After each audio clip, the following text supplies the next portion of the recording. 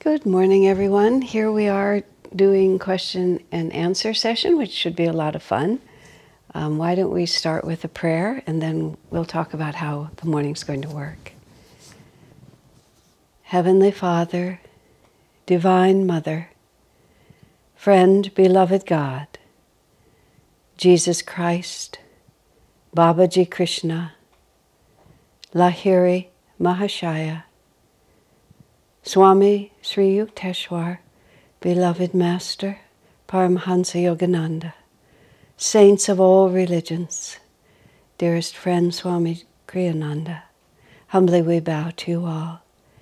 Guide our thoughts and inspiration, Lord, that we may draw into ourselves not mere ideas, but true wisdom, a deep understanding of how to live closer to your presence. Step by step, we transform ourselves from beings of delusion to beings of light. Guide us and bless us. Om, peace. Amen. I do a lot of broadcasting as a rule. I mean, I do a lot of sharing with people as a rule, but during this, since the pandemic started in March, it's been a wonderful opportunity just to sit in this chair in front of that camera and just share whatever's happening. And I was amused with myself this morning because there's sort of like my subconscious mind has a pattern for doing these things because I have lots of things going on, and then I come downstairs and I sit in this chair and then this happens. My subconscious mind kept trying to remember what we were supposed to talk about today, and there was this sort of vague anxiety that kept following me around. And then I would remember consciously again that I have no idea, because today is entirely dictated by the questions that we receive. So you can communicate. Lakshmi's here with us, and you can communicate in the chat box, or you can send her an email, lakshmi@anandapaloalto.org. That's pretty easy if you know, anandapaloalto.org, Lakshmi or the chat box, and we'll just riff for like a couple of hours here and see what happens. So, shall we begin? Okay. Okay, so here again is your first question. If you speak up, I think my microphone will pick you up. Okay. So why don't you speak clearly? In Sister Gyanamata's book, God Alone, Chapter 12, Suffering Can Be the Pathway to Greatness, she says, I was looking at a picture of Christ and considering his sufferings. I felt a peculiar, indescribable movement within me. It was as if I were deciding to make suffering for myself, though such an act is very far from me. A voice spoke to me. It was not my own voice. I was not talking to myself. It was not my mind. It was clear and distinct and separate. It said, endure what I shall send. That will be enough. That seemed comforting. Can you speak to us of endurance? Well, there's 2 points I can't help but also want to speak to what Sister Gyanamata said. I mean, the end point is endurance, but the other point, which was very interesting there, about seeking out suffering for the sake of others, whereas, and comes to the Festival of Light, whereas suffering and sorrow in the past were the coin of man's redemption. And when you look back at Christian saints and how they willfully embraced things that would make them suffering, tying chains around their waist, wearing hair shirts, flagellating themselves, just deliberately finding a way to create pain. Sometimes, well, I guess physical pain is what you could create. Create physical pain in your body because suffering and sorrow was the coin of man's redemption. And what Gyanamata's feeling there was just this sudden impulse, which she said was very foreign to her, to create suffering for herself. And there's a long historical precedent in the Catholic Church especially for doing that, although the ascetics of India also do it. But God corrected her, and that was very interesting. Whereas suffering and sorrow in the past, this is from the Festival of Light that Swami received inspirationally in 1986. Whereas suffering and sorrow in the past were the coin of man's redemption, for us now that payment has been replaced. I can't remember what the right word is all of a sudden. by calm acceptance and joy. So pain and suffering and calm acceptance and joy. So calm acceptance is actually the answer to the question of endurance. Because endurance without calm acceptance and joy is not really liberating. Because if something comes to us, and God said to Sister in that conversation that what he would send her would be enough. She doesn't have to go out and seek more. And so he says, or she says, to endure what comes. But if you endure it with grit teeth and nothing but tension and a kind of outlasting it, but always waiting for it to be over, then we're still in rebellion against God's will. And being in rebellion against God's will is not going to bring us the kind of freedom that we really want. Later on in the festival, as it happens, when the bird is buffeted, the little bird who is the image for the divine, for the soul on its divine journey, is buffeted about by the wind and the rain and the thunder, and he says, "How can I fly in this? This is, I can't endure this." And the wind says, "Surrender to me, and your strength will be renewed." So what's being asked for endurance? Endurance it's a beautiful word, but it's not my favorite word. Calmly accepting it, and then finding joy in what God asks of you. Now, is that a much higher level than merely enduring? Absolutely. But endurance must be translated into joy. Otherwise, we have something else to learn. Either we're too body identified, we're too ego identified, we're too attached to our own preferences and our likes and dislikes. So calm acceptance, and I'll just finish with this thought because this is a whole 2-hour class by itself. Calm acceptance is, let me just second the thought escaped me, let me find it. In the Bible, Jesus says if he slaps you on one cheek, turn to him the other also. When they came to arrest Jesus in the Garden of Gethsemane, instead of stepping back, he stepped forward. So proper endurance is that it's not merely that I will outlast this, is that I will surrender to whatever it is and realize, in surrender, my strength will be renewed. That's what the wind says. I can help you. God's power can help you. I've been reading recently a book about certain Russian priests who endured the Soviet atheistic regime in which many of them were imprisoned. And one of the priests who suffered very greatly in the Gulag, he said, and this was decades later, he was talking about it, and it was well known how much pain had been inflicted upon him. But this is what he said: "I never felt closer to God than I did during those years." He said, "I prayed with an intensity that I've never been able to recapture again." He said, "And when I think back about it, I can't remember any of the suffering. All I can remember is how close I felt to God." That's what endurance really is. All right. Here's our next question. Okay, question number 2. We had a little tech problem there for some of you who were enduring it. Sorry about that. The miracle is not that it breaks occasionally. The wonder is that it works so much of the time. Okay. Our next question. Is it possible to lead a truly balanced yogic path? Is it possible to lead a truly balanced yogic path in regular society throughout one's lifetime, with the regular demands of behaving and acting in a certain way in the workplace? Sometimes I feel like I'm living in a war zone of worldly need and spiritual longing, and I feel like Arjuna lost on the battlefield. Oh, very good question. Well, that is also, every question is nuanced.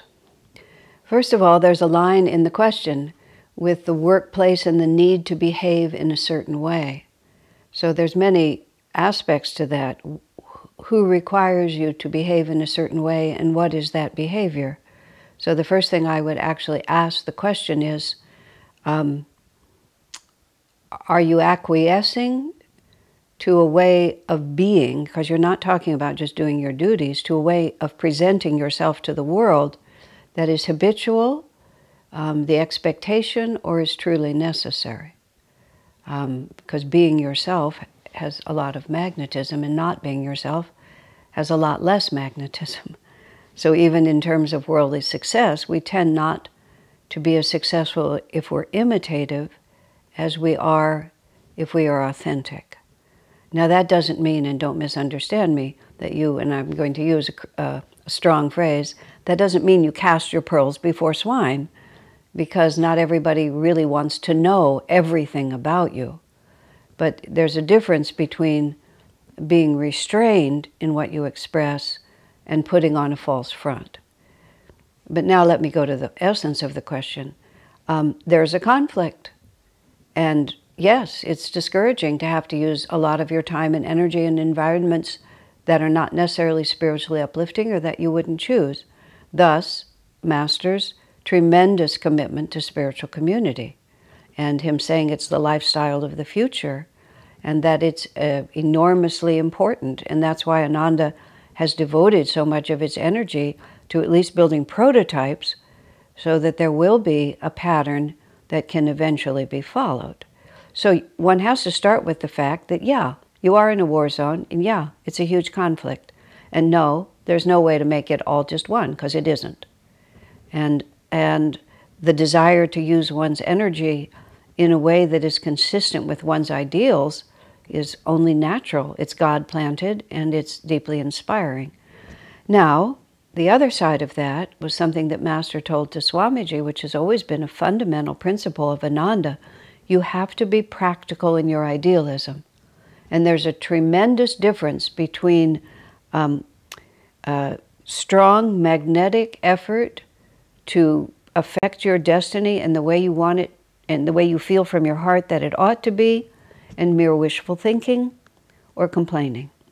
And wishful thinking and complaining won't help you. Strong, building your personal magnetism by right effort, right thought, right action, so that you can gradually manifest the life that you want, is worth doing. Now, I'm going to go a step further. Whatever karmic condition we find ourselves in is not a mistake. And it is exactly the result of the energy we've put forth up until this moment. We have manifested the circumstances that exactly match the energy in our chakras. There's no errors here. That's why we call this metaphysics. It's physics. And it's not some random act of God's will. It's not a punishment. It's just physics. We put out magnetic energy. We draw the circumstances that we have. And so we have to start with just looking around, and instead of rebelling against it, we have to ask ourselves the question, and I find this myself very interesting, what kind of a person would have manifested these circumstances? Because you can look at your circumstances and that'll give you a clue as to who you actually are internally. And then if certain aspects of it are positive and you love those aspects, then that's very good to see. And if certain aspects of it are not what you want, now we have to be practical in our idealism. And oftentimes, even if there's a big issue that we really are not happy with, much of the time there's too much committed karmic energy to shift that issue right at the moment. Now, understand this. This is physics. This is energy to energy. So a great magnetic force has been in play for building up through all your incarnations to bring you right to this minute. Jesus said, "For this hour was I born." He says that in this great dramatic moment of him being arrested and crucified, and it sounds like something, you would thunder from the mountaintops. But every single one of us, for this hour was I born. This is the perfect opportunity for me to learn what I don't know. So if you see a big situation in your life, like the fact that I have to go to work and I have this job and I have this house and I have these children, I have this husband or this wife, these are big situations. Like and this is a long introspection exercise. This is not, I'm going to figure this out in the next 15 minutes. Like, what is the essential magnetic energy that I'm expressing? And then how can I begin to work on that? Not to quit my job and leave my family and go off to the Himalayas, but how can I begin to work on that in practical, small ways right in the moment? Am I in the habit of resisting the things that come to me? Do I do my work cheerfully? Do I do as little as possible? Am I always worried about myself? Do I ever think about what other people need, or am I only thinking about what I need? Do I resent the demands that are made upon me? I mean, all of those things put you in a situation where you feel in conflict with your circumstances. But it really isn't about whether you have to have a job or whether you get to live in a community. It's whether or not I go about my work cheerfully, I ever think about other people's welfare, I resent the demands that are made of me. If we start changing our essential magnetism, and here's another way to think about it, if you don't use effectively what's given to you, why would God give you something else? If you give your children, a pretty dress or a nice shirt or a nice toy, and they just take it outside and smash it to pieces and come back in and ask for another one, why would you give them another one? I mean, if you're thinking about it, why would you give them another one? Well, you just squandered what I gave you. Just make do with what you have. So if we think we should have much more congenial circumstances, well, are we making the best use of what we have?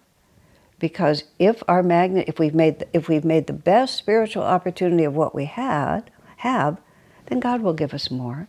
And He's not a tyrant. Don't misunderstand me. You don't have to be absolutely perfect before anything will shift. But if you begin to go with gratitude to make the best of what you can, and then, in the solitude of your meditation, you can pray for relief, that's fair. But surrender to me is what the wind said in the Festival of Light, and then I can add my strength to your own. When you're always resisting and and here's one more point of it, and then I'll leave this. People think that they're being spiritual by I don't know who I'm talking to, so I apologize to you if I don't mean to criticize someone I'm not looking at. But what I mean is, if we, now let me get the thought here, just a second, I lost it. It's important, let me find it again. Isn't that odd? Let me think what it was. We misunderstand what it is to be spiritual. We think, well, it shows that I'm spiritual because I resent my worldly job. And so we think that the way to show how spiritual we are is to be really, to always be in a bad mood when we have to do something that isn't spiritual. But that's a profound misunderstanding. Calm acceptance and joy, and finding and surrendering to what God has given us, embracing our karma with a sense of what did I expect? I remember a friend of mine said something.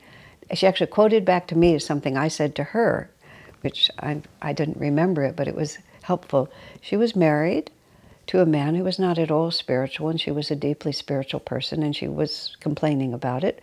But she had 2 young children and a whole life. There was no question that she had to finish what she started. And I said, what made you think it would be better for you to have a spiritual husband? Apparently that's what I said to her. And she, at the time, thought, oh, she was just assuming it would be better for her. And then she had to stop and ask that question, and it just reoriented her. It was, well, this is what God has sent me. Why should I be telling Him what's better for me? And this is what I mean where we get a little confused. Yes, of course, it's wonderful to have spiritual support in your home. I mean, that's common sense. But maybe that's not the best thing for me right now. Or at least in this moment, let me work with what I have. And if, as happens, it is necessary to make radical changes in our lives, if we've sincerely worked with what we have as best we can, even honestly if we fail at it, but if we sincerely work with it as best we can, then we're setting the magnetism in motion for the right kind of change to come to us. And yeah, you're Arjuna on the battlefield, and there'll be days when you don't want to do it. That is the spiritual path. It's not that you're not doing the spiritual path correctly. That is the spiritual path. That's why in the Bhagavad Gita, Arjuna says, Krishna, do I have to do this? And I figure if Arjuna can ask Krishna that, and if you know the whole story of the Mahabharata, you realize so much happened before Arjuna got to that point. And you just can't believe. Arjuna, for God's sake, haven't you read the story? You know how much has gone into this. Of course you have to do it. But still, he said, Krishna, do I have to do it? Krishna said, yeah, you do. So it's a good thing to be Arjuna. You can be the weak and the strong side. And know that you're actually doing the right thing. So don't worry about that. Just persevere as best you can. Our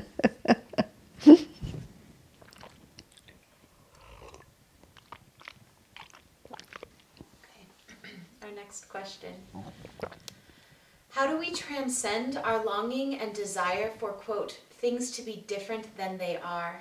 If we long for a circumstance from our past to have happened differently, though we know it can never be changed, how do we transmute that longing and give it to God?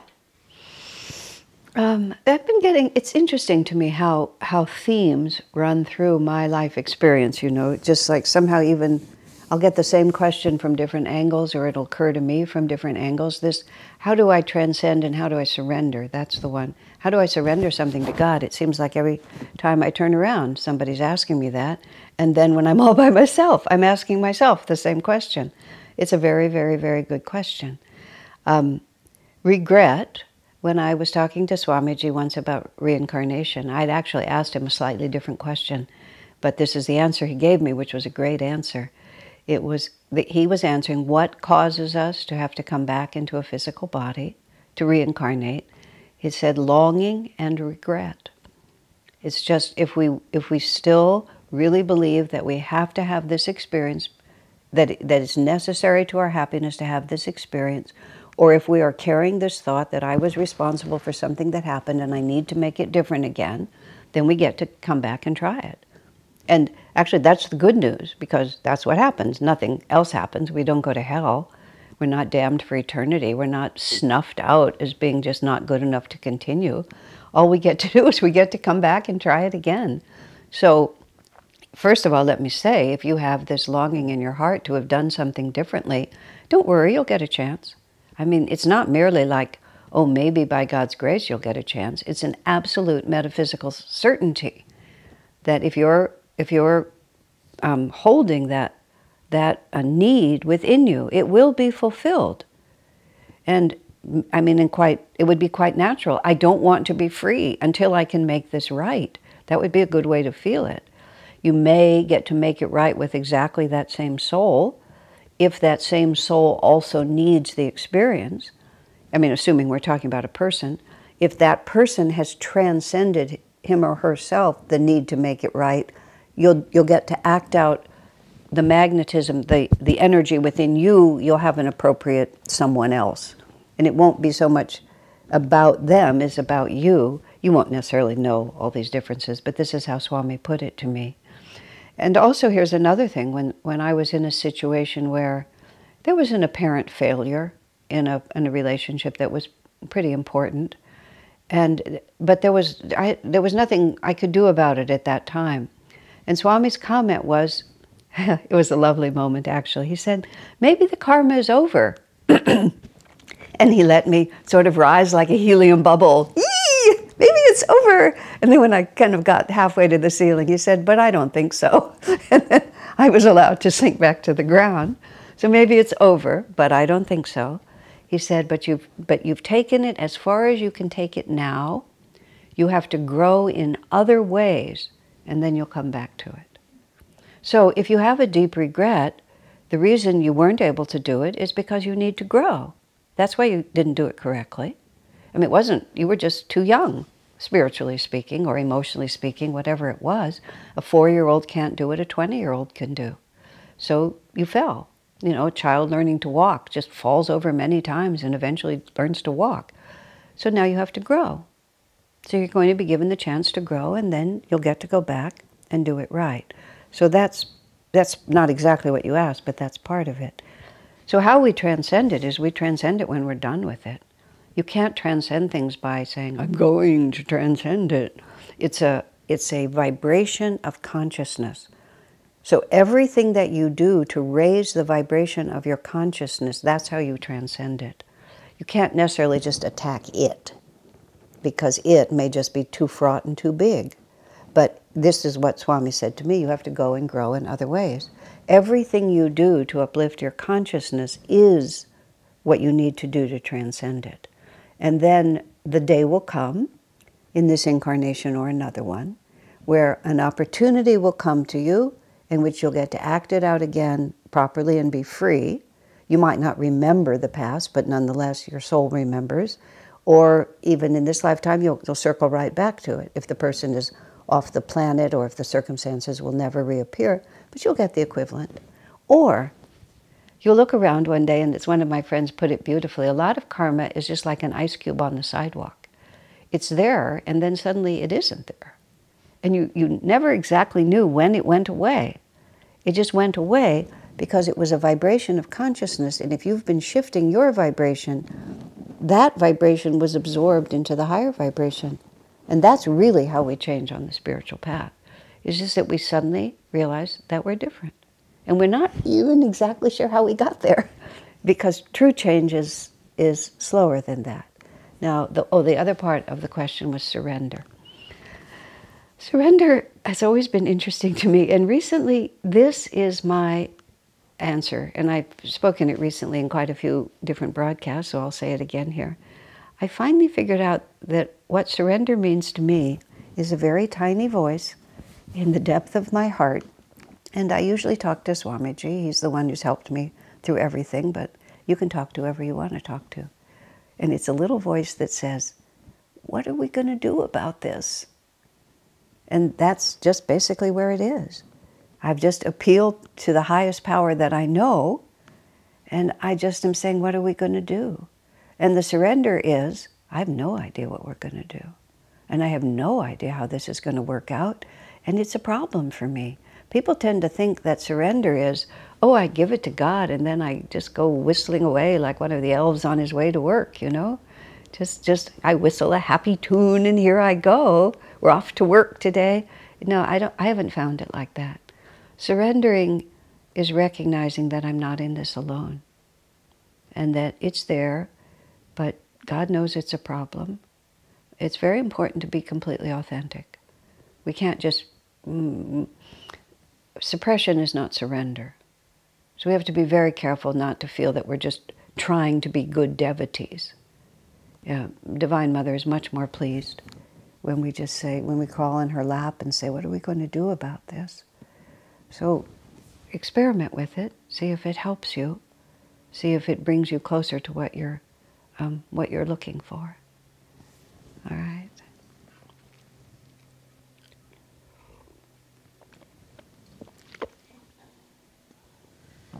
How can we more fully divest ourselves of the illusion of separateness to allow God, the Masters, and Swami to flow through us? Let's have somebody ask a small question.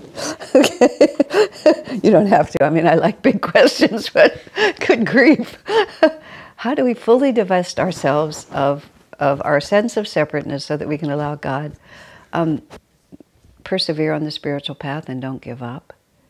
I mean, what you're asking is, how do you become God-realized? How do you become God-realized is a minute at a time. And I mean, I'm teasing, but that is the question.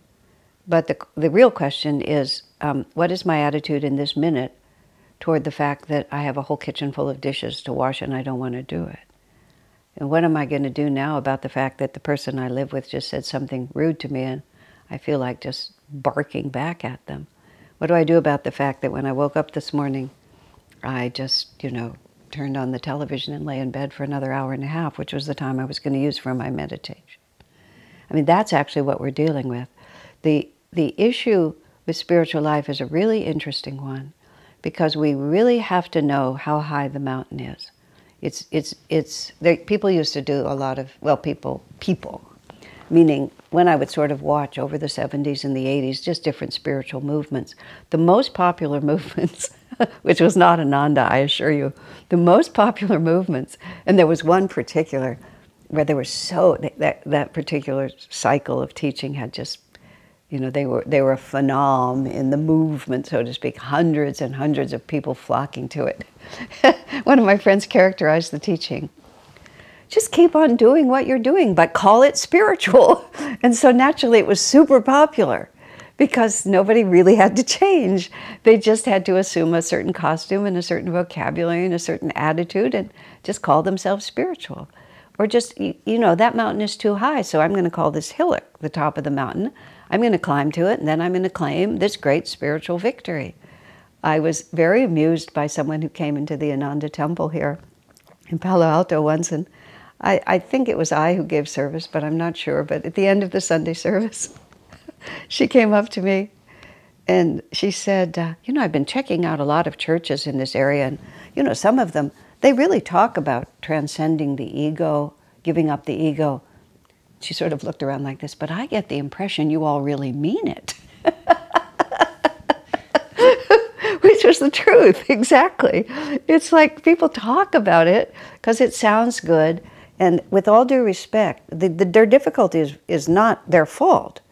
They're not in such close proximity to a God-realized master. Even if they're Christians and following Christ, the teaching of Christ has become a little confused, which is why Master came back to restore it. They're not in such close proximity to an avatar and to a great saint like Swamiji. So, and a teaching that has been clarified. It's not that other true religions don't actually have the same teaching, but they've just been watered down over time, which is why in the Bhagavad Gita it says that the avatars keep coming back. That's why Master and this line of gurus have come back, because the teachings have been watered down a little bit. So it's very important that when Jesus said, "Be therefore perfect, even as your Father in heaven is perfect," it was a promise. It was a promise that that is what we are going to be. And we must accept that that is the promise and that we are not done till we have reached that point.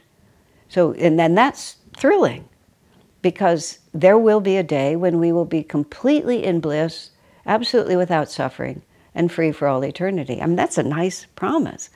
But then there's those dishes in the sink, and there's that annoying family member, and there's my own just preference to just watching television instead of getting up to do my yoga or my meditation, whatever it might be. So you have to know where you're going, but you have to look at your feet also. And you have to ask, you know, where is my foot and where can I put it? And all of us, we have a stride that's only so long. And much of the time we can't even reach out to the full stride, but we can point ourselves in the right direction and we can slide our foot forward. Master said, take care of the minutes, and incarnations will take care of themselves. And that is really a spectacularly interesting teaching.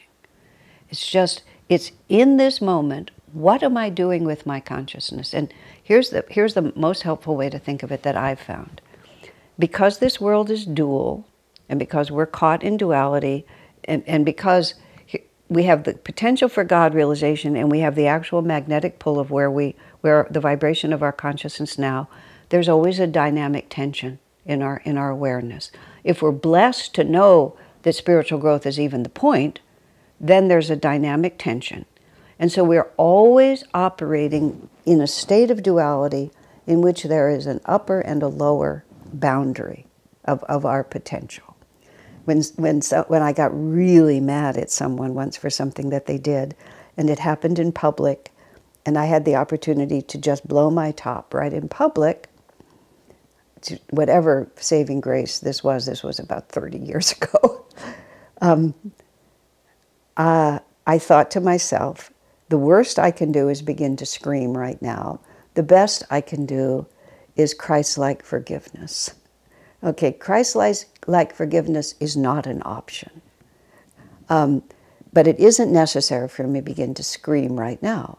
So over time, I gradually sort of brought the top down and brought the bottom up until there was a private moment when I could, with a relative degree of calmness, express my feelings, because the option of not expressing was never there, because that would have been suppression, not transcendence, and I'd learned by then not to go there.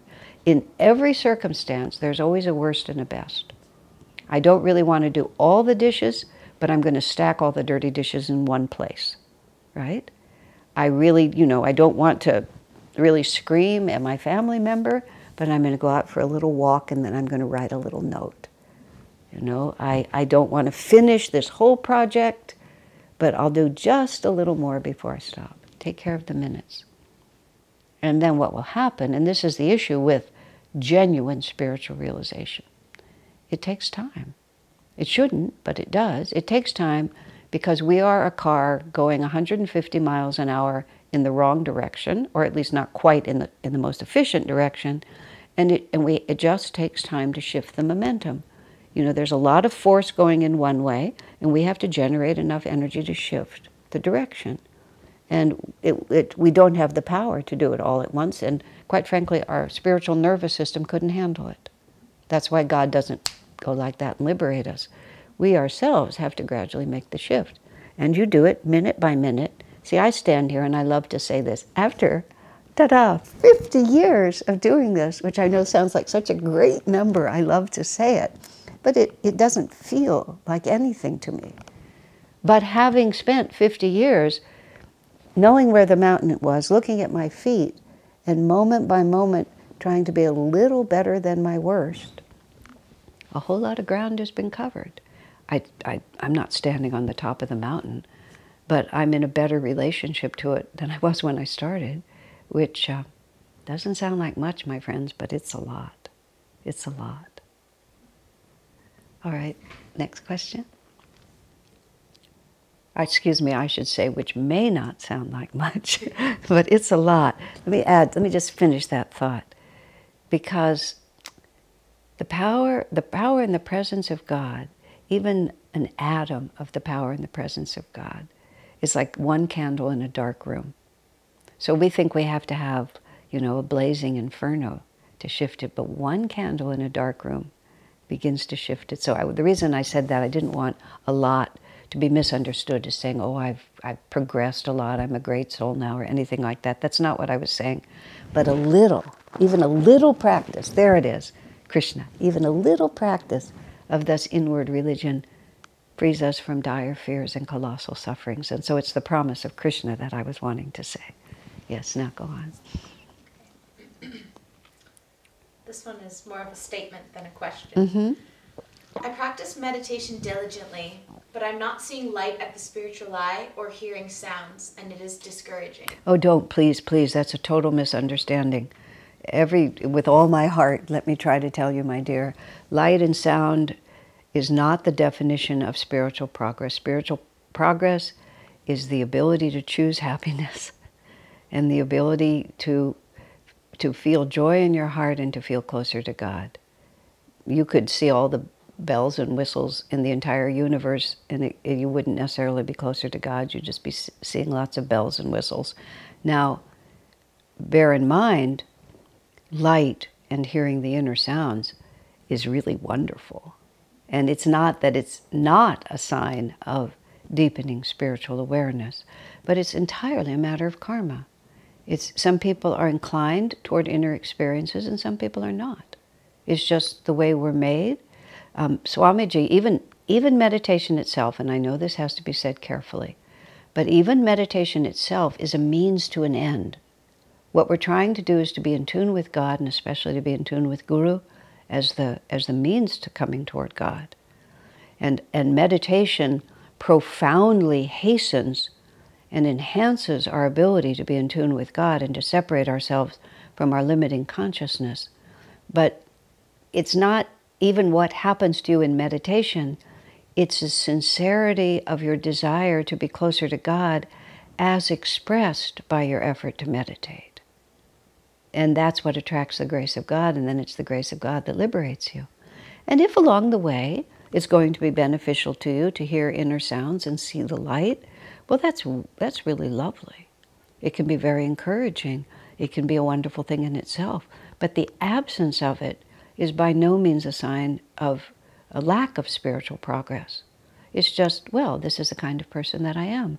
That's why we have Bhakti Yoga, Karma Yoga, Jnana Yoga, all of it coming together to make Raja Yoga. We don't just have, oh, meditate and this is what you do. This is one of the reasons why spiritual why the path of self-realization, as expressed by Swami Ji and Master, there's no dogma.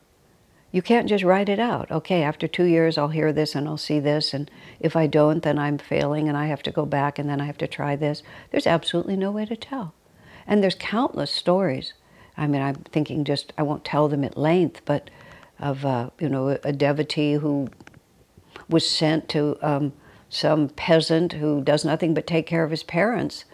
And then the story was about some great soul who had visions of Krishna, and then, but Krishna said, there's things that you don't know, and he sent him off, and he saw, a man who just did nothing but take care of his aging parents, but he was far more advanced, and he was able to lift this man who had nothing but visions, because there's no single way that you can say, and Swamiji said something very interesting about the woman disciple. I'm not going to say her name because I'm not quite sure which one it was, but the woman disciple in the ashram when Master was living, who Master said was second in realization only to Gyanamata. And Swami said, I know for a fact she never meditated for more than 30 minutes at a time. And he said, she became advanced because she was so attuned to her guru. And she was a karma yogi more, but what she really was is that she was attuned to her guru. And it just, long hours of meditation were simply not how she was going to arrive. And there's another reason, which I don't know who's written this, but I'll speak of it for Swamiji. Swamiji himself said he did not have magnificent experiences in meditation. Now, what he actually meant by that, I don't know. And so, what he might consider small, I might not consider so small. But what he actually said was, if he had deeper experiences in meditation, he never would have done the work that Master gave him to do. And that was also true of Ramakrishna's disciple Vivekananda. Ramakrishna gave Vivekananda this magnificent experience of the cosmos, and then when he came out of it, Ramakrishna said, I have the key to your consciousness and I'm putting it in my pocket, and I'm going to keep it there because you have work to do in this world. Now, maybe the person writing to me, maybe that's the right answer for you, that if you could just drift away into states of superconsciousness, you'd never finish the rest of your karma or do your duty to the guru. But it is interesting, isn't it, that in two cases of very great souls, visions and such experiences were withheld from them deliberately because they had something else they had to do. It wasn't their destiny. So.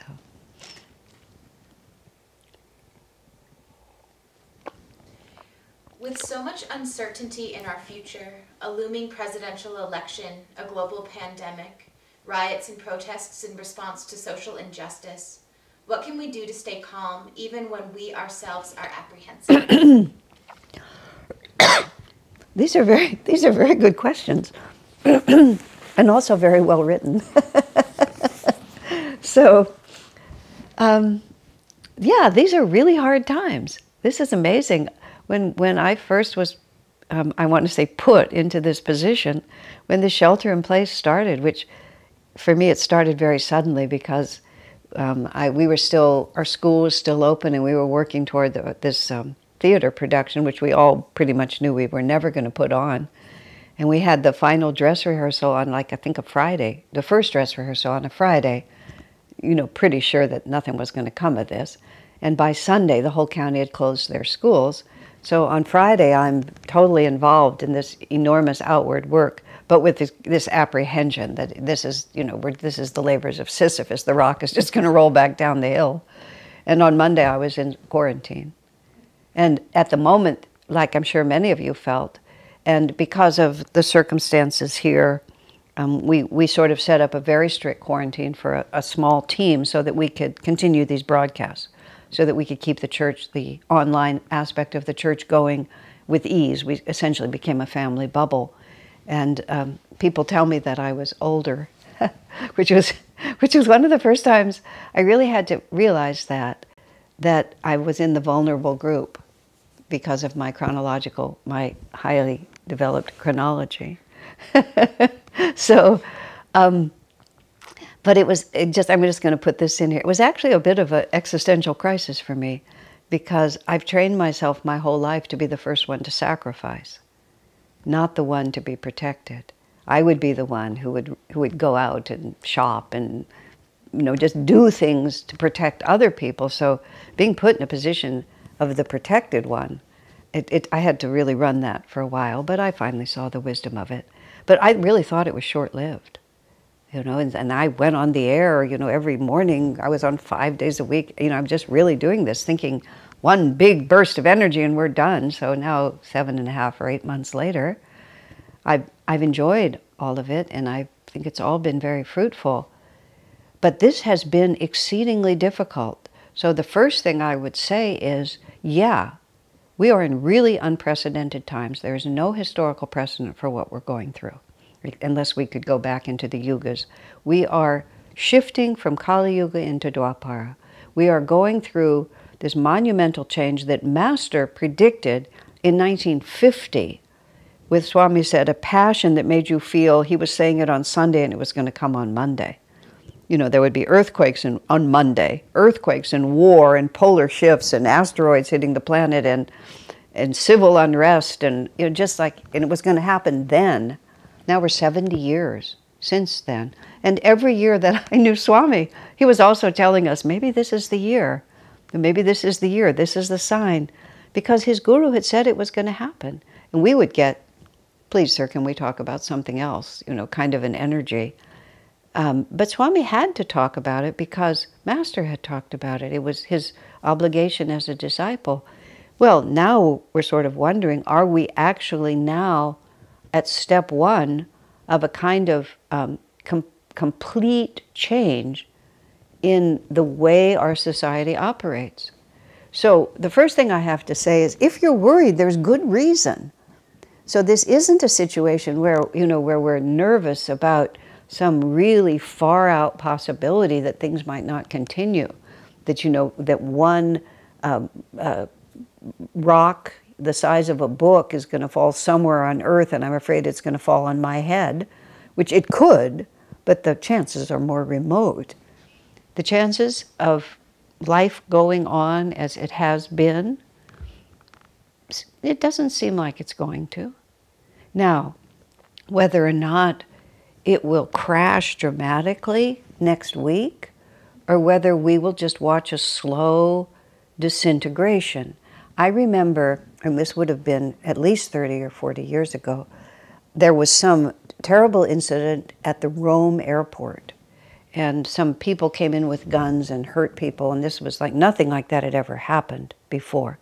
And I was traveling to Rome like a week later. And I remember arriving at the Rome airport, and there were soldiers about every, I want to say 10 feet, but there were soldiers lined up all over the airport holding, loaded machine guns, and they had them at the ready. They weren't just like on their shoulders, they were ready. And this was the combination of thoughts. Oh, I'm so glad to see those soldiers. And then I thought, my gosh, how quickly we adjust to another reality. It was like even to see a soldier with a machine gun in his hand should have been shocking to me. I'm not a military person or a military family. But instead, I was grateful. So also, the way things shift is not like you're just walking down the street and that asteroid hits you on the head. It's like step by step, what used to be normal is no longer normal, and we're just in a new normal. People talk about, and this is a very good example, school shootings. People talk about, mass killings because it's the new normal. I read a very interesting article, and I haven't yet answered your question about how not to be afraid, but I read a very interesting article by a man from Sri Lanka who went through 10 or 12 years of civil war in Sri Lanka. And he said, those of you who've never been through something like this don't understand how odd it is, because, terrible moments are interspersed with perfectly normal moments. He said he was going through his photographs, and here is a picture of the funeral for his best friend's father, who was killed in a terrorist bomb. And here he is playing backgammon with his buddies, and here he is with his girlfriend out at a very nice restaurant for dinner. And here's a picture of the dead body that he stumbled over when he went to work that morning because it was lying in the gutter. You know, and he sort of went like that. So what happens is bad things begin to happen, but not necessarily continuously. Now, if the poles shift, if there's an earthquake, or if it's your house that burns down, then all of a sudden the energy is different. So that's karma. You know, how you go through these things is karma. That we must adjust, at least to the possibility that we can't just keep holding our breath, you see. That's what I was talking about from the beginning. When this isolation, this limitation of movement that I was put into and limitation of association, I thought it was going to be very short. And I've had to go through 7 months is nothing in a lifetime. But still, it was like, oh, this is what's happening, not I'm just going to grit my teeth until this is over. So the first thing I would do is relax. And I don't mean relax in the sense that you become worry-free, but just realize, oh, this is a long story. I have no idea what the end of this story is. See, part of what makes us so tense is we keep wanting to know what's going to happen. And we keep wanting it just to end. It's not going to. You know, we need to live with a tremendous amount of uncertainty, and we have to stop making comparisons. A friend of mine, he's actually Canadian, but he's lived in Canada and America. He now lives in India. He also lived in Italy for a time, for Ananda. Now he lives in India. He's lived in India for like 12 years, pretty happily. And I asked him, I said, how have you adjusted? And he said, I never make comparisons. He said, I never think of India as somebody else used this phrase, I don't think of India as a broken America. He said, I just think of it as India. I just look at it for what it is. And it's comparisons, you see, that confuse us. We think that it shouldn't be happening this way, but why? Why do we think it shouldn't be happening this way? Because I don't want it to happen this way. That's the only reason that we feel that way. I mean, my response to what's going on with the political uncertainty, everything, is it depends on God's will. And even more, it just depends on the karma of the country. And then after you stop the karma of the country, you say, it depends on my karma. And how can I affect my karma? Well, by doing all the things I'm already doing. And the things I've been talking about this morning. You don't just become calm about this. You have to say, what does God want of me? And then do it the best you can, because your destiny, the destiny of those you love, is entirely a matter of consciousness. And nothing is certain. But why did we ever think it was certain? What a joke. We've just been spoiled. In this country especially, we've been really spoiled. And yeah, we might be asked to do all kinds of things we never thought we would have to do before. And the only reason we think that's bad is because we don't want things to change. One of the very first aphorisms of Swamiji that I remember was, the only certainty in life is change. Most people resist change, therefore most people suffer. And I remembered that because I've always been very practical and I've never wanted to suffer. By no means am I, able to follow that all the time, but I've never forgotten it. Oh, it's not even that things are so bad, it's that I want them to stay the same. So work on that.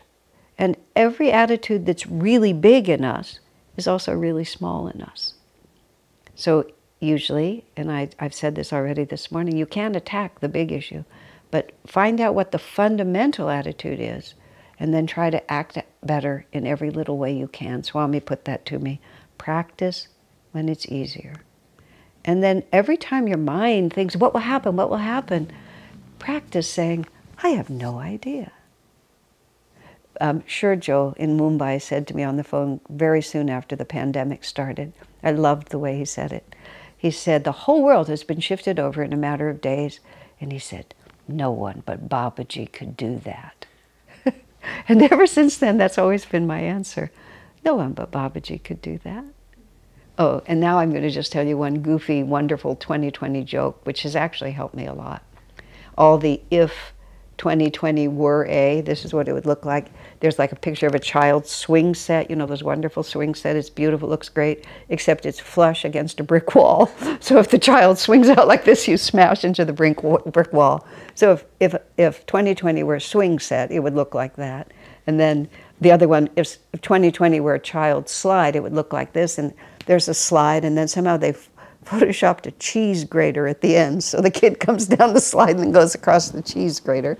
This is just what it is. But my favorite is, if 2020 were a word problem in a math class, this is what it would be.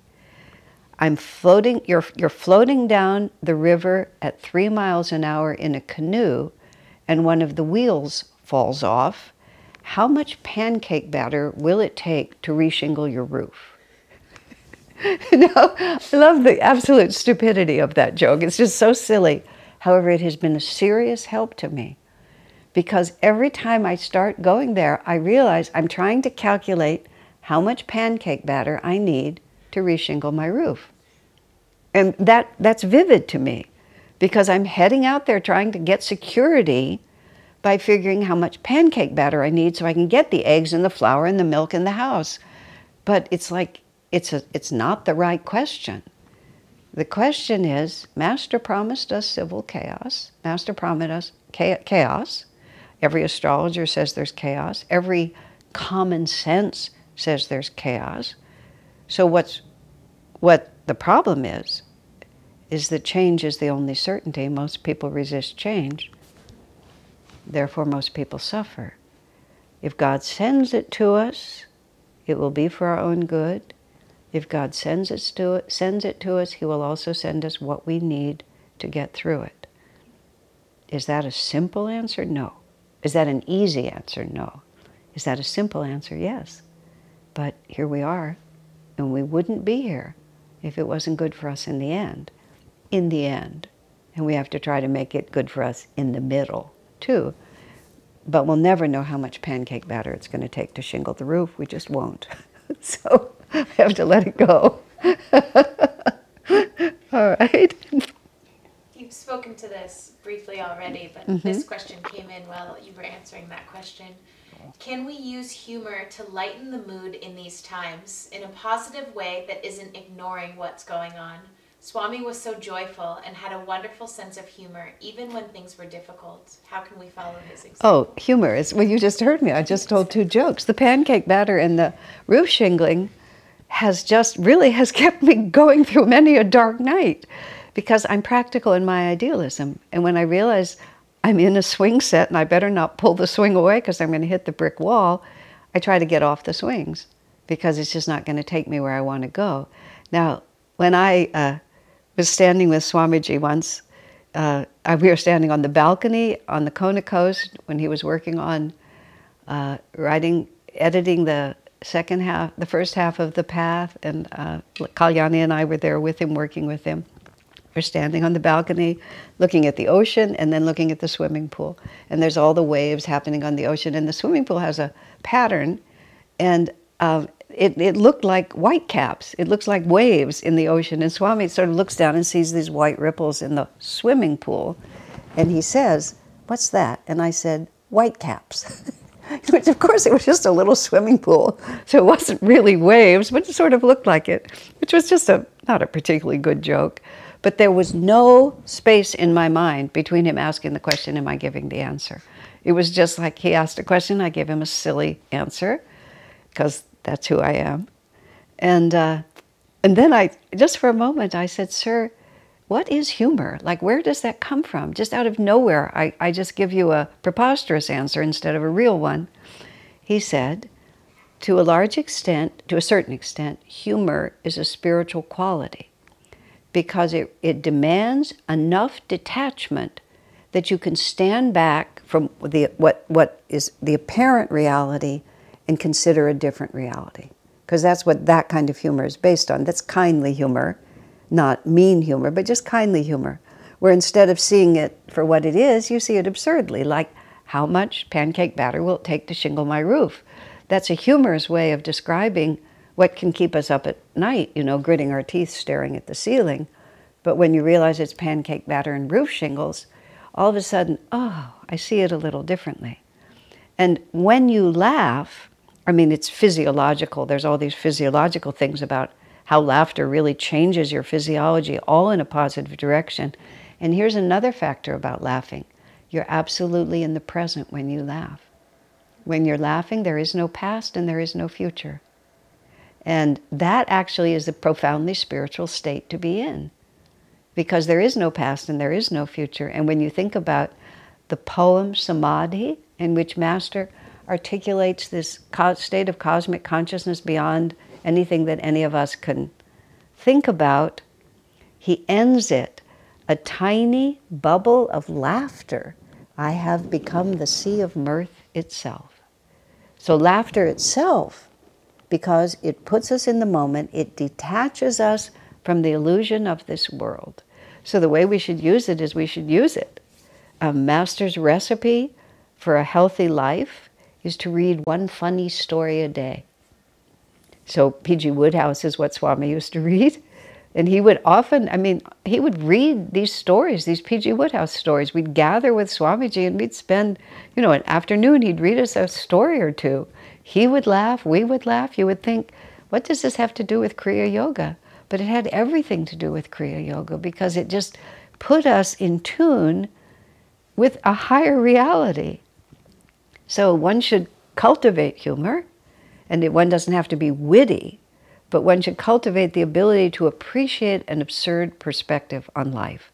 And one should seek out wholesome, and I'm going to add wholesome humor.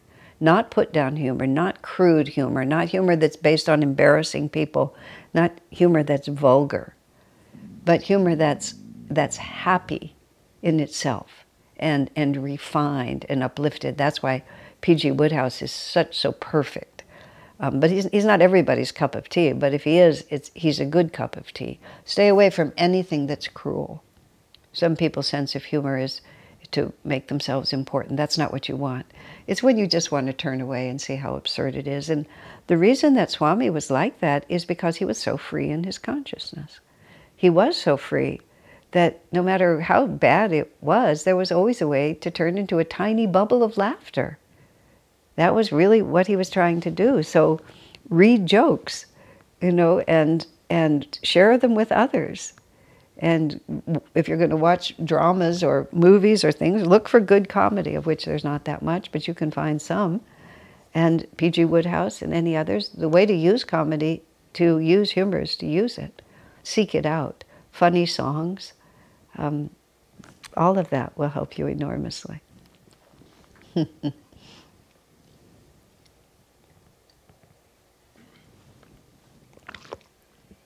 Can you provide insight on the Bible's words, "To all who have received him, to them gave he the power to become the sons of God"?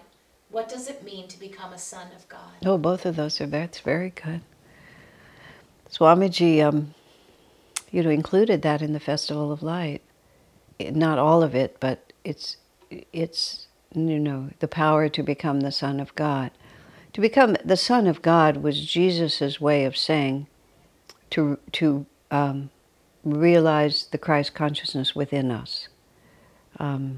It was just the symbolic language of the time, because his was Kali Yuga descending, so he couldn't speak explicitly about the inner states of reality as Master was able to speak. Every single avatar has exactly the same level of consciousness, because it's an absolute state, and so therefore it has to be the same. And they have the exact same perception of reality. But when they incarnate, they become bound by the context in which they incarnate, the culture, the yuga, the civilization, and the karma of the people they come to serve, their disciples and those who are also drawn to them for their blessing. So at the time of Jesus, he never spoke of the female form of God, but he did speak of the Comforter. So he could describe God as the Comforter, but he couldn't describe God as the Divine Mother, because the culture of the time was not ready to hear it. But he could speak of God as the Father, because the culture of the time had God as the judge. and the judge was really not working that well. And so Jesus came there to progress them to something that progress the culture. Now, I'm not talking about his relationship with individual disciples. I'm talking about the way he presented his teachings altogether. He could progress from the judge to the Father. If you ask of your Father a loaf of bread, will he give you a stone? Jesus was trying to create more intimacy and more trust and more love between the devotee and God, and the judge is a little scary, and the Father is more approachable. The Father still can be a little stern, which is why Jesus also said, I will send you the Comforter, which when Master came to express more explicitly than Jesus could what Jesus meant, the Comforter is Divine Mother. And Master, because we were really, immersed in the Father image of God, Master could move us to the Divine Mother. And one of the purposes of his mission was to bring us to the Divine Mother. Now, in the context of Jesus sort of had to explain who he was. And he also, in the process, had to explain who all of us are. So the other form of the feminine that Jesus used was the Holy Ghost. The Holy Ghost, the Comforter, and the Om vibration, Master said, are all the same expression. So let me see how this works. So we have our Father who art in heaven, but we also have the divine in this world. And we also have the divine that all of us are equal manifestations of God. So if God is the Father, what is the closest we can be to the Father? Well, we can be the Son. And also and forget, please, gender, because we're not talking about gender. We just have to put that whole thing aside. So we can be the child. Chela is the word they use in India.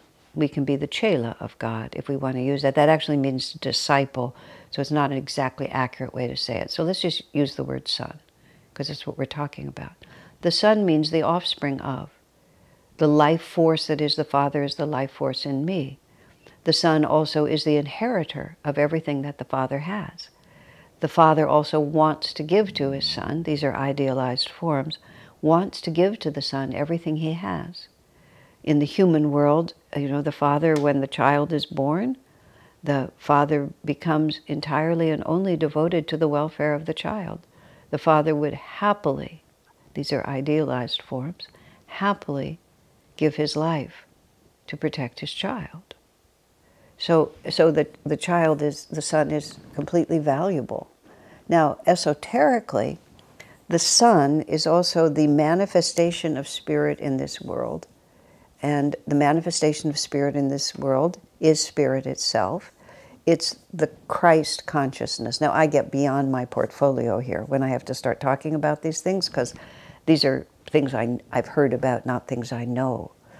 But when we are able to lift our consciousness beyond our apparent separateness as egoic forms, and within ourselves in deep meditation, lift our consciousness to the spiritual eye, we discover that we have a reality that we were blind to. It's not that it wasn't there, and this is where the word self-realization comes. We just didn't realize this is who we are. That's why realization, rather than acquisition, is the right word spiritually. When you realize something, you just, oh, I just realized. And nothing has really changed except that I've realized it. So the whole art of meditation is drawing the energy through the chakras, emptying the chakras of downward pulling vrittis by transcending all that karma, till the life force that is within us, instead of being trapped at lower vibrations of consciousness, can rise to its natural home, which is the spiritual eye, at which point we realize that I am the Son of God, and the Father and the Son are one. But the masters all tell us, and this is very much misunderstood, but this is how Jesus put it, no one comes unto the Father except through me. Now, the great misunderstanding in the Bible is Jesus' use of personal pronouns and what did those pronouns mean.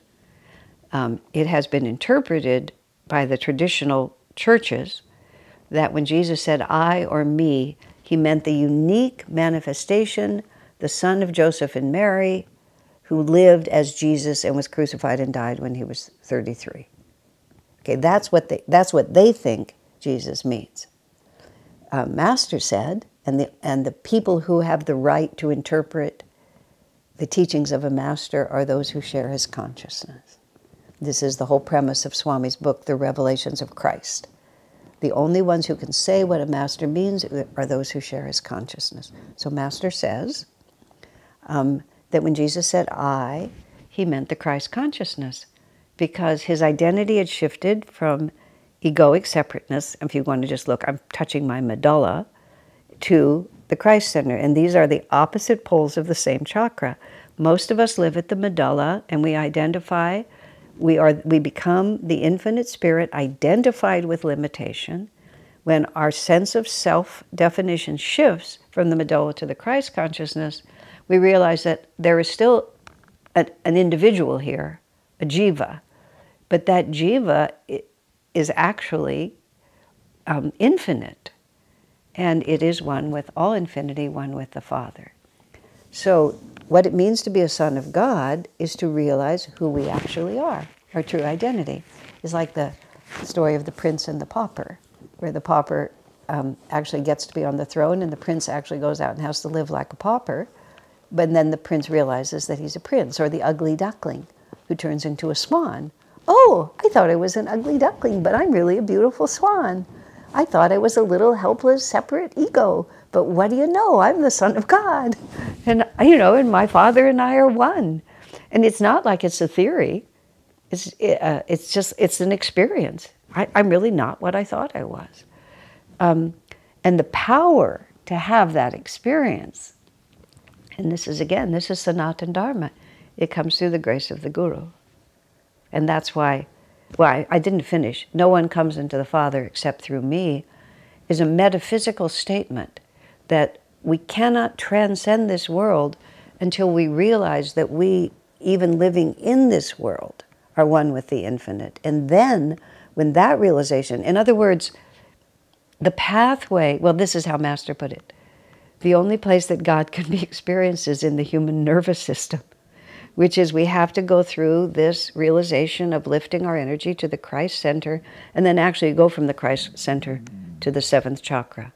No one comes into the Father except through me. The Father represents transcending our self-identity in the material world, the Christ center. First, we have to realize ourselves. We have to move our energy from the medulla to the spiritual eye, realize I am not separate, I'm one with the infinite, and then from that infinity we can rise. This is why Master taught us to meditate at the spiritual eye and not at the seventh chakra. And then Jesus said it allegorically, no one comes into the Father except through me. But when he said me, he meant Christ consciousness, not Jesus.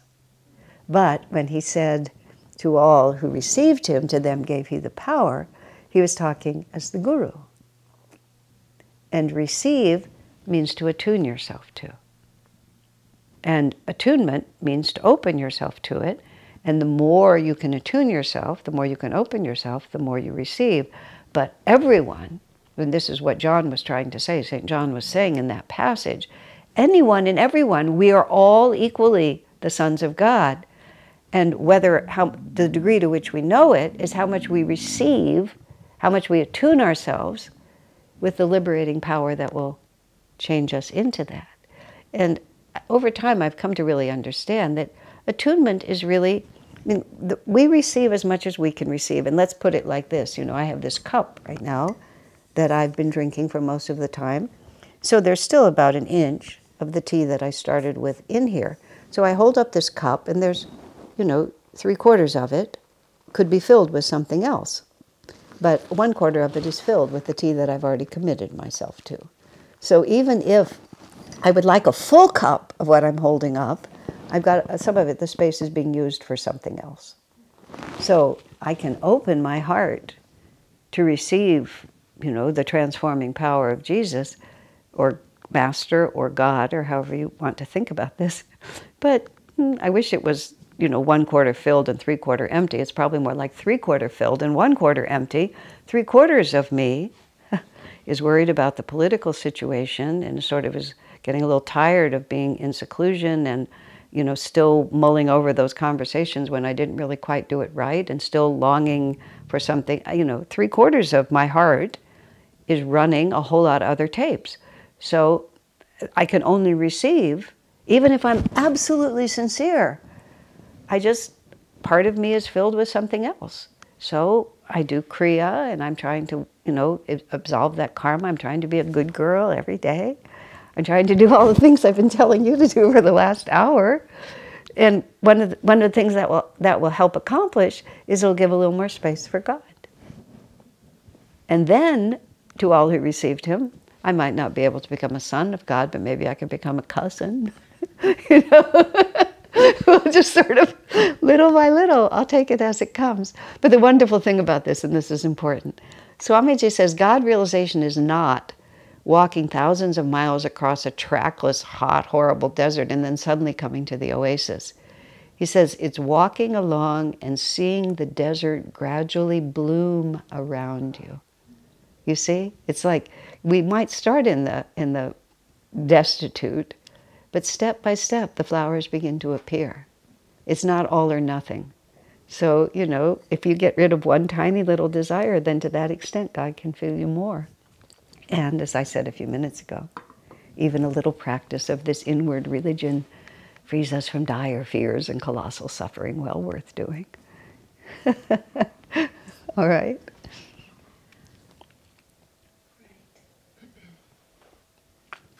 When considering taking a partner while on this spiritual path, what qualities should two people look for in order to build a relationship that is grounded in helping each other grow spiritually? I'm a 73-year-old Nayaswami, it's not my, but let me just say, I'll tell you what little I know. First of all, you have to know yourself. I'm over years and years of living in a lot of life experience at this point. You've got to know yourself. People are always thinking about the other person, but you've got to know yourself. What are your actual values? You can't say what you need in a partner if you have no idea what you need in yourself, because you'll just make up all kinds of things that you need in a partner. So you have to really know what your bottom line values are, just what they are. I remember at a certain point in my life, these were, this was an exercise for me. What are my, without regard to what this subject, just what are my bottom line values? And at that time, it was really simple. Let me try to think even, in fact, what it was. How would I have said it? I was absolutely dedicated to the spiritual path. I wasn't going to sort of do it halfway. There was a question about how do you live in the world and how do you not. I don't live in the world. It's not what I do. I went to India by myself once.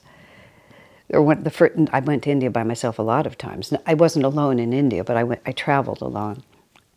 And I think it may have been one of the first times I traveled, and I went through a Korean airline, Asiana, I think it is, and I was alone in the South Korean airport for like several hours. I had a 4-hour layover or something. And I was just, I wasn't exactly fearful, I was just thinking, what if? What if the entire world froze at this point and I couldn't get out of South Korea? What would I do? And so I thought, well, even a highly educated person has to clean hotel rooms because they don't speak the language. So I'd get a job cleaning hotel rooms while I learned South Korean, or Korean. Then after I had become proficient enough in Korean, I'd open an Ananda center. Because it's just who I am. And so, who am I? And that's not a simple question, because who we want to appear to be, who we wish we were, is not the question. The question is, who am I? Completely, if nothing were pushing on me, what decisions would I actually make? And you have to be very honest. Do I want a home? Do I want children? Do I want a certain amount of comfort? Do I want money? Do I want to have the opportunity to use my advanced degree You know, you don't want to say, oh, I just want to live for God. No. What are your real values? It's very easy to love people. See, this is the mistake everyone makes. It's very easy to love people. It's very hard to make a life together. So a life together is based on what is really important to you and who are you. So where do I really stand on the spiritual path? Is it more than a hobby? Because see, a lot of times people are sort of half committed, but all get a partner who's committed and then all become committed. No, who are you? What is your level of commitment? How important it is you? On what is the basis on which you make decisions? At that time in my life, and still, but at that time Swami was living and I was in close association with him.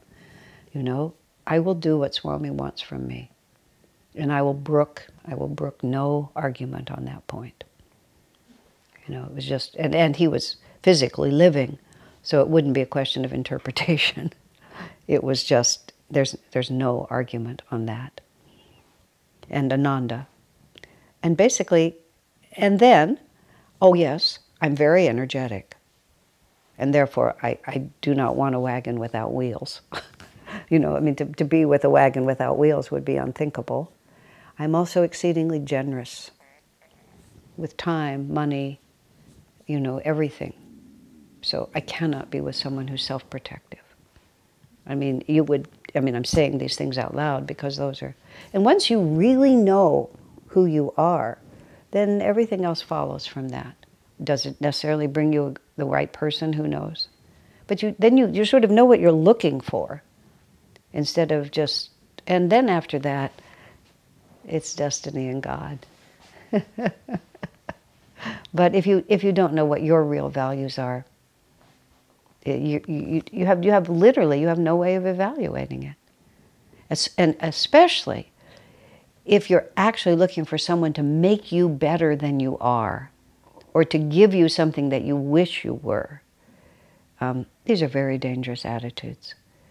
What I'm suggesting, is that easy? No, not at all easy. That's why everybody suffers so much these days. It's a very, very hard area of life right now. And it's just one of those things that we just have to recognize. It's kind of like a mass karma that we're all learning a lot from, just an enormous amount. I mean, everybody's learning enormously through these experiences, but they're not easy. But self-understanding, true self-honesty is the single most important thing I could suggest. Okay. This is the last question that we have, so if anyone else would like to add a question into the chat, now is your opportunity. Now is your moment, friends. With so many responsibilities and obligations that we're asked to do every day, how can we know what is our true Dharma? Well, with so many responsibilities and obligations, there's a clue. Dharma, karma. Someone asked Swami this question in terms of how do I know if it's my karma to do something? Swami's answer was, well, if it needs to be done and you're next in line. I mean, he just didn't take it any more grandly than that. I do feel that a tremendous...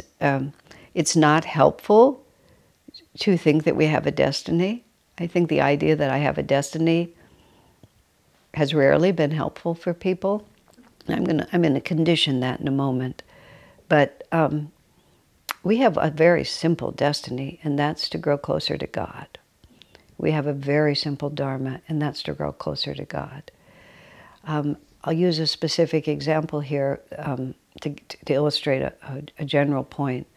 There was a woman in the community, this was decades ago, and she had a relationship with this man, and when she'd gotten together with him, Swami had thought it had a possibility. He was very, very careful about making pronouncements about anything, above all about people's relationships. But somehow or another, this woman had gotten the impression that Swami wasn't against it. Let's just put it mildly, because I'm not really sure at all what he said. And it was just turning out to be chaos, because neither of them had enough self-knowledge or self-control to know how to function with each other, that's all. So, but of course, I want to be fair. That's how you get knowledge and self-control, is that you make an effort and you learn. And that's what this, at the end of this conversation is. But the woman, it wasn't working out at all, so she'd come to Swami because she was afraid that if she separated from him, he was in fact the one. And Swami told her she had to use her common sense, basically, and they eventually separated, of course. But after she left, Swami said to me, he said, she has so many lessons to learn, she could learn them with many people.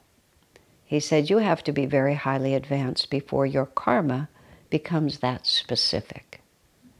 So most of us, the lessons that we have to learn are about our consciousness and our response to life. And you have to be somebody other than us, is the only way I can put it, or I would say than most of us, to really have a Dharma. Well, I mean, a Dharma also means the opposite of Dharma, a specific Dharma. Most of us have so many lessons to learn, we can learn them in any number of places. And if we want to narrow the boundaries of what our Dharma is, it relates to things I've said earlier. We have to do what we're doing as well as we can. Because in order to progress beyond it, we have to use it and finish it. And if we're waiting, and this is often what people do, I remember this woman wrote a letter to Swamiji very much about this question, actually, now that I think about it. And the question was, I think it's actually in Swami's book of the Divine Friendship Letters. We'll come to it eventually. She was saying, you know, what is my Dharma? What am I supposed to be doing? I keep trying different things, but none of them really inspire me. Swami wrote back and he said, you're waiting for something else to give you energy. He said, you have to give energy to what you're doing. And when you give energy to what you're doing, then you will begin to understand what's correct. And so a lot of times this question, what is my Dharma, is actually a very clever way of just not really putting out a lot of energy. Because I don't really want to commit to this because I don't know whether it's my Dharma. And when I know what my Dharma is, then you'll see I'll put out a lot of energy. But the habit of not putting out energy, the habit of waiting for something to inspire me before I put out energy, becomes a habit of not putting out energy. And the reason we may not have attracted something that is clearly my own is because we haven't elevated our consciousness to the point where we're capable of embracing it, that we have other lessons to learn before that kind of clarity will come to us. How will we learn those lessons? By sitting on the sidelines, and then when the clarity comes, we'll start? But the clarity won't come until I purify my consciousness. How will I purify my consciousness? By sitting here and waiting? Or by diving into whatever's in front of me, doing it with everything I have, coming up against my limitations, therefore, because I'm working at the edge of my limits, overcoming those things, rising above it, becoming someone else, then, oh, surprise, surprise, I'll start attracting different opportunities. So that's why, even though this question has truth to it, and I know there's a popular sort of movement about this, I don't wholly approve, because I haven't seen from it as much positive results as I would like to see. It causes confusion. It makes people also think, if I'm not doing exactly what I should do, I shouldn't be doing this. But then the result is paralysis. And paralysis is never good. Energy has its own intelligence, is how Swami used to put it. Just put out the best energy you can in every arena that you're in right now, and that will magnetize more opportunity to you. I used to say that just quite simply to people living at Ananda when they wanted to have more responsibility or more spiritual respect or more opportunity. I said, make yourself useful. Just whatever position you're in, make yourself indispensable. Demonstrate, how capable you are. And I don't mean you're competing, but just do it. Do it really well. Take responsibility to the best of your ability. And really the world will beat a path to your door to give you more and more opportunities. I had this woman recently, and she was describing to me the job she wanted. And for a while, she confused me for a while because the circumstances were such that it wasn't insensible what she was saying. But what I finally realized what she was saying is, She wanted to be the one who intuitively ran the whole show, just by intuition. I said to her finally, and I was able to say this, no one would give you that job. I said, well, because they tried to give her some very small, specific job, which she was not carrying out very well at all. I said, the reason you're given that small, specific job is, my dear, you have to show the universe that you can do something. You can't just ask to be in charge of everything. You have to show that you sweep the floor so well that nobody's going to want you to keep sweeping the floor. They're going to want to give you something, and this is a human response, but it's the magnetism that does it. So don't worry about what your Dharma is. Your Dharma is whatever's in front of you. Your Dharma is to love God. Your Dharma is your karma.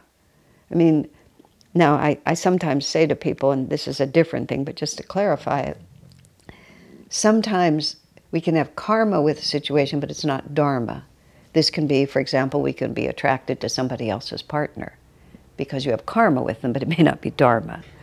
Or you can be attracted to, to a job that somebody else has that nobody's going to give to you. You have karma with doing that, but you don't have Dharma there. Or the other way, you always want somebody else to do their job differently because you know how to do it better. So you have karma with it, but you don't have Dharma. But it also works the other way. Your karma is your Dharma. If nothing else has presented it to you as self-evidently yours, then do whatever has been given to you as well as you can. It will expand and clarify your consciousness, and then more opportunity will come to you, and you'll get this stuff off the table. Now, if simultaneously you really do feel a deep and profound calling towards something, but it's not completely open to you, by all means start putting energy into it. A good friend of mine, a number of years ago, just told me how deeply she was drawn to doing hospice work, to really helping people who were dying. And so she simply started taking every opportunity that was in front of her to do that. And in time, it turned into more than a full-time profession for her. But she did it because she wanted to, and she put energy into doing it, not just waiting for it to give the energy to her. And she did it in a very practical way. And she didn't just expect the universe to give it to her. She gave her whole heart to it, and the universe cooperated because she knew in her heart that she loved it and she wanted to do it. So she allowed, the energy has its own intelligence. She allowed God to make it happen for her, which it did beautifully. So I hope that's the right thing. All right? Do we have any more? Do we have to make up our own? We have to make up our own. Well, my goodness, that's an odd position to be in. Give you a moment.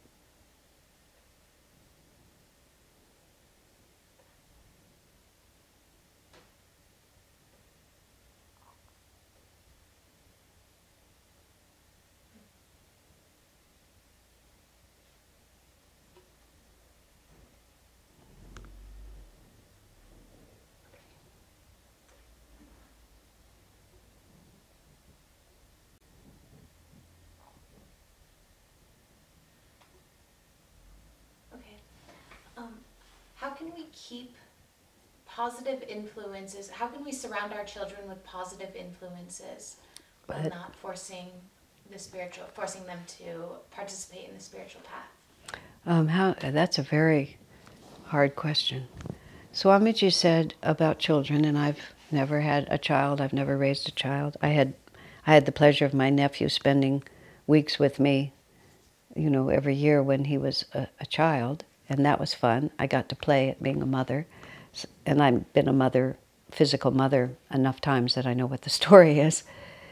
So that's the caveat. I can't give you actual experience today. But let me just make a few observations and a few comments. Swamiji made a very profound statement about parenthood.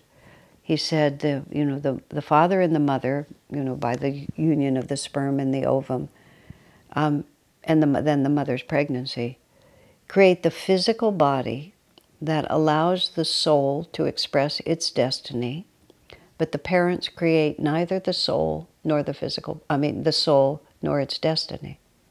And it's just, that's obvious, and you can say that, and you do have that physical body. One of the things that I was so impressed with when my nephew would come and stay with me when he was small was what an intensely physical experience it was.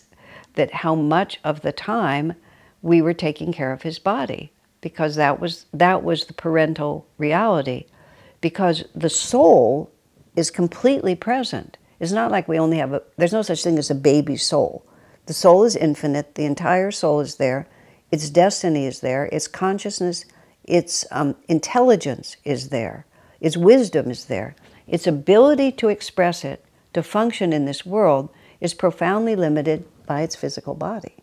So, and the physical body is what the parents have created, have been involved in the creation of, and therefore it is a large part of raising children is physical. Now, I say that because it was so interesting to me. There's a book that was written by a mother of 5 children about motherhood, and the title of the book was a question addressed to her children. Didn't I just feed you yesterday? And that to me, with my little experience of motherhood, was, my gosh, a great deal of the time is just keeping this living, wonderful being. And I adored having his company. He was a wonderful person, is a wonderful person.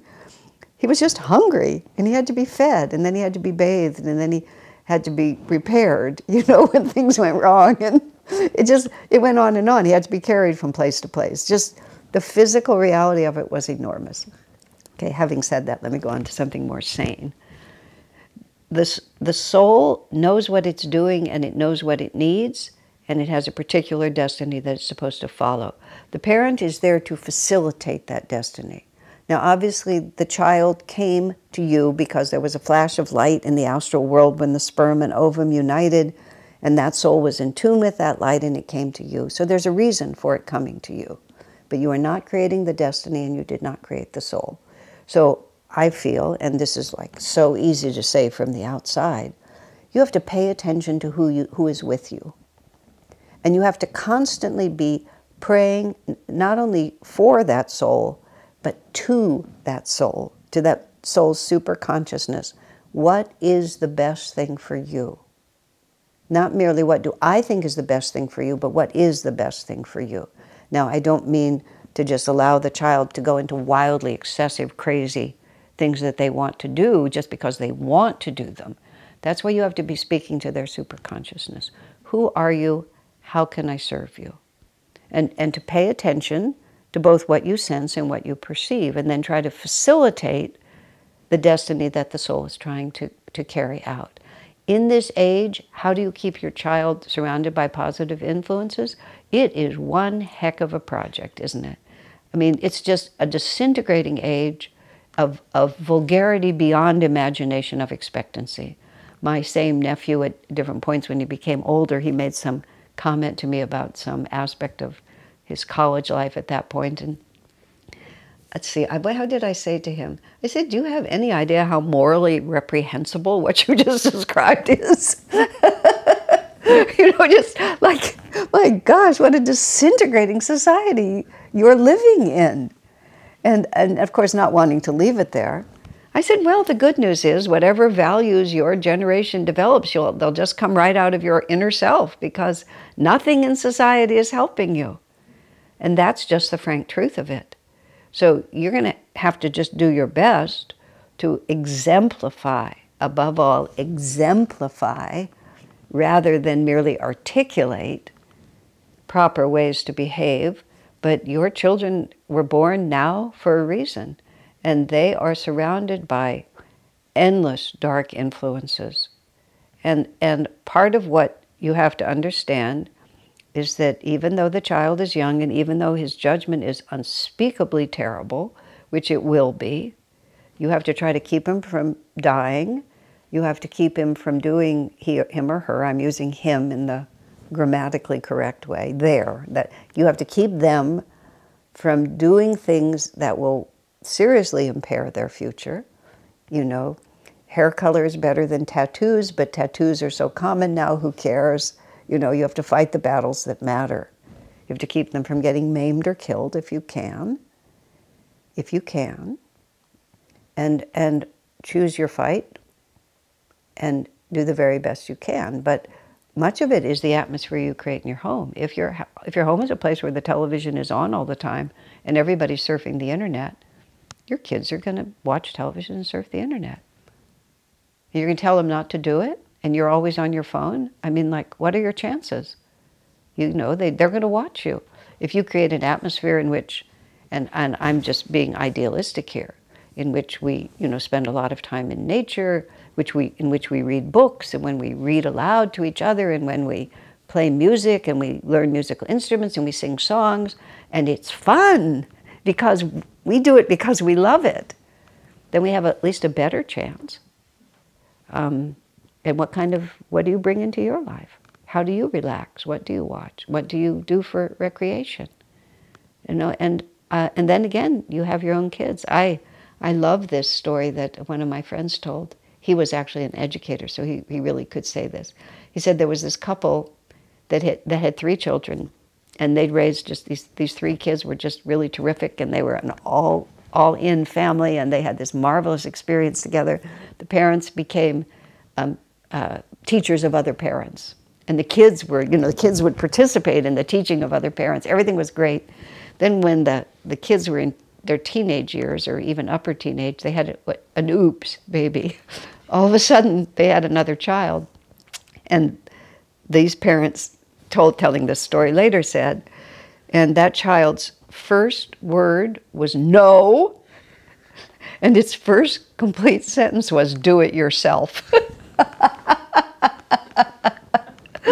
And they suddenly realized that they'd had 3 lucky draws with the souls that they got. And it wasn't really only, although they were good at what they were doing, it wasn't only that they were good, it was just the particular destiny of the souls they'd drawn. And they had to revise everything, because it just wasn't automatic. So if that's what you have, you know, where that you don't have a child that's easily cooperating with you, then you just have to keep asking, you know, which way is forward for this child, and how can I move him or her? And here's the last thing I'll say on this. This is, if I had a piece of paper here, I would draw this for you. Just get a piece of paper and draw a rainbow shape. And then just right next to it, draw another one. And then draw another one, another one, another one, another one, another one, till you have a whole big lot of rainbow lines that are all making a big, thick rainbow. Okay, each one of those lines is one of the incarnation of your children, of your child. Okay, now go about, you know, like maybe a couple of inches up on your little rainbow thing and draw a line right there. That's childhood, right? That's how much influence you as parents really have over this child. And the rest of this trajectory is the soul acting out its own destiny.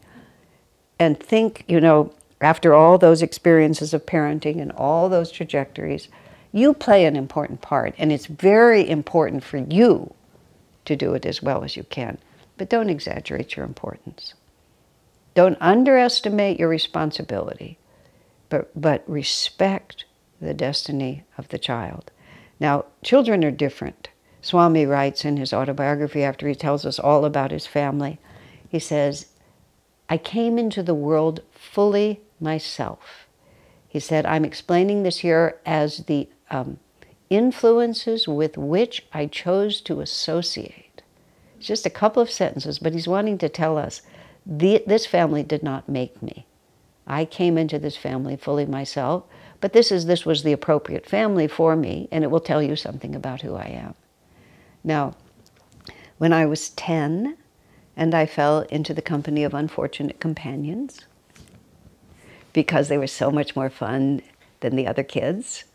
And they were a little unfortunate, but one of the women, especially one of the girls, was a really good friend of mine for a long time, and she was a very interesting and fine person. I had an affection for the odd, the bohemian outsider. But I apparently I'm told, especially by my sister, that I wasn't very nice during my years with them, or they weren't very nice. And I let them be a little mean to her. which was the only time apparently that I was mean to her. So there was something in what my parents said. I just wanted to say that. But I was 10, and my parents were really concerned that I was falling in with bad companions and developing bad habits. Now, thank God in those days bad habits were nothing like what bad habits are today. But I remember knowing that I was small and my parents could control me. I was small enough literally for my father to pick me up and move me somewhere. But I was not theirs. And I said to them, I said it like this: the die is cast. Because I was such a pretentious little kid. The die is cast, I declared. I'm either a good kid or a bad kid, and there's nothing you can do about it. And as absurd as that sounds to me now, and I'm sure my parents laughed themselves sick when I was out of the room, you know. They were very respectful of me, so they wouldn't have laughed at me, but they certainly laughed about me. They must have. But the thing is, it was absolutely true. I just knew it. They could control me, but I belonged to myself. And perhaps I was more articulate. Perhaps, given the life I've led, it was more true. But I think it's true to a very large extent with our children. And we have to be very conscious. One more thing a young man said to me, which I thought was very good. His mother was very fear-oriented. And he said, the problem with my mom is she doesn't understand that I'm very resourceful, I'm very creative, I have lots of energy, and I think catastrophes are fun. And he was right. You know, catastrophe like, you know, we didn't bring enough money and now we're going to have to miss our meals. You know, we ran out of gas and we have to walk 5 miles to get the car filled with gas. I ended up, you know, out someplace and I had to walk 15 miles to get home again. Like, the mother would not be able to deal with that. But the kid could deal with it just fine. Now, I know there's a point of actual danger, but there's also a point where it isn't a problem for your child. It's just a problem for you. And boy, can they sniff the difference. If you're actually thinking about them or thinking about yourself, they can tell it like that. And they will just fight you tooth and nail, as they should. You know, let's see. And I think it was Anandamoyi Ma who said to a group of children, now be good, but not too good. You know, you want a little spunk. Being too good is not necessarily too good. You know, you should be always pushing the boundaries and thinking creatively and not playing it safe. I remember I've had to say on a number of occasions, don't worry. This little boy who's so hard to raise, this is the stuff of which great men are made. You know. And yeah, he's hell on wheels to raise. But if you really think about it, I'll tell you one more on this one. Friends of mine, their son was smoking marijuana very early, and he was about early then, probably average now. He was about 12 or 13. And his parents really wanted him to stop smoking marijuana, and they wanted him to promise that he would stop smoking. He refused to promise that he would stop. And that was very distressing to them. But then they spoke to someone, one of the educators who had more experience. And here's what the guy said to him. He said, isn't that wonderful? He said, most kids would just lie to their parents. And they thought, oh, you know, it's not good for him to be smoking marijuana, but wow. One, he trusts us enough to tell us the truth. And the second thing, he has more integrity. He has enough integrity that he refuses to lie. I think we're doing a lot that's right. So you have to actually step back enough to really think about it. And that the man they consulted had enough experience to be able to tell the difference between a good kid and a bad kid. And so that's what you really want to be looking for. Hope that helps. And I, again, full disclosure, I've never raised children in this age, and I recognize that this is no simple task. Good luck. Do we have another? Or? Yeah, let's do one more. Okay. This is a nice one to end on. I long for a deeper relationship with my guru. How can I develop that? The desire to have it is the beginning. The relationship with your guru is a relationship with life itself. So there's not really anything that happens in your life that isn't an opportunity to have a relationship with your guru. You know, if you're in love with someone, you think about them all the time, don't you? If you're having an experience and the one that you love isn't with you, aren't you always wishing, oh, this would be so much more fun if so-and-so were here? Or I can't wait to tell so-and-so about this.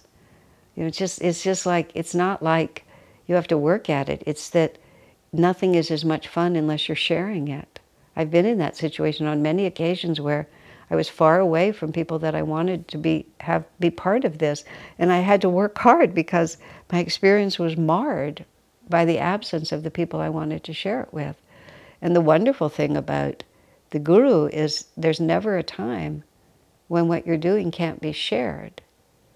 And also, if you want to deepen your love for someone, I mean, what creates intimacy? It's a fearless willingness to be yourself, isn't it? I mean, what blocks intimacy? The feeling that I have to present a certain person, I have to present a certain reality in front, and only then will I be loved. And I have to always be careful to always make sure that I'm putting the right picture here. I have many secrets. I have all these shames I can't really speak about. I'm very insecure about being loved, and so I'm always, you know, all of these different things. So if we develop a living, constant relationship with our guru as we are able to feel and conceive of him, it has to be a constant inner conversation and a constant willingness to take him wherever you're going. And not just wait till you're all prettied up and then you can show up. I'll take him to the temple, but, you know, I won't take him to see these movies. You know, if you're gonna be lying in your bed eating popcorn, I love the phrase binge watching. You know, these are like words that have just come out of our culture. If I'm just going to be doing that, I'm not going to wait until after that's done before I share it with Master. If I'm going to do it, he's going to do it. One of my friends said that. He said, Master said, you know, whatever you do, take God with you, or take me with you. And he said, my friend said, and as a consequence, Master went to a lot of places he might not have gone on his own. I always just love that. So that's how you do it. And then you serve the guru. Now, of course, if Master is your guru and he's out of the body, you can't bring him a cup of tea, you can't make him dinner. So you have to think, if Master were here, you think how to say this. It's like, what is important to Master? Drinking tea, having dinner, I mean, this means nothing to him. What Master wants is to awaken thy love in all hearts. And so to serve Master is to help him with his project. And his project is to bring the divine into every circumstance to everyone who will receive him. So not only are we walking around with Master, with the Guru as our companion, but we're also doing those things that you're helping Master do what he wants to do. And so one of my friends who has a role similar to me, when she started, she said her prayer to Master before every talk was, you have no mouth and I have no brain. So between the two of us, maybe we can make this happen. So the Guru has no hands in this world. The Guru doesn't have, for most people, the Guru doesn't have a voice in this world. He doesn't have eyes, you know, that in a practical sense. So when you and Master are walking around, when you and your Guru are walking around, you have to be his hands, his voice, and his eyes. And so that's also how you draw closer, is you're working together. I mean, isn't that what makes people close? What makes people close is a fearless openness. What makes people close is a fearless acceptance. So if you're accepting the Guru, you're accepting the will of God in your life. And what also makes people close is when we do something together, especially when we serve together. So wherever you are, whatever you're doing, try to serve the Guru by doing what he would want to have done, by helping him with his project, and doing it in his name with him. And do whatever little things will help you. Put pictures around your room. A friend of mine was a very deeply spiritual man, a very successful businessman. He had a chair in his office that he placed in a slightly inconvenient spot so that no one else would sit in it. He never said anything about it, but it was always there, but it was, it was sort of like a little over here, so whenever there was a meeting, no one would sit there. That was where Jesus sat. And all through his business day, Jesus was always in that chair. They were always running the company together. And he never talked to anyone about it or said anything about it. He mentioned it to me, but most people had no idea. It was just a chair over there, slightly oddly placed, and he kept it there. But he never held a meeting without Jesus in the room. And then he was, what do you want? How would you do this? You'd be amazed. Very little bit of effort brings a great shower of grace. And if I've ever heard a closing line, I think that was it. So thank you all very much. It was really fun, and I hope it was helpful. God bless you.